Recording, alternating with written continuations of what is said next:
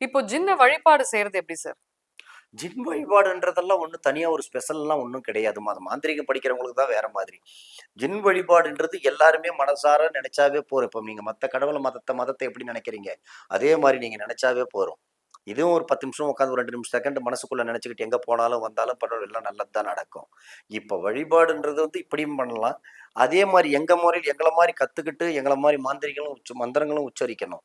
அது மந்திரம் படிக்கிறவங்களுக்கு, மாந்திரிகக்காரங்களுக்கு தான் அது தேவைப்படும். இப்போ யாராவது எனக்கு மந்திரிகம் கத்துக்க ஆசையா இருக்குது, இல்ல இது நாங்க வேணுன்றவங்கலாம் வந்தாக்கா அத நாங்க சொல்லிக் குடுப்போம். மாந்திரீகம்னா என்ன சார்?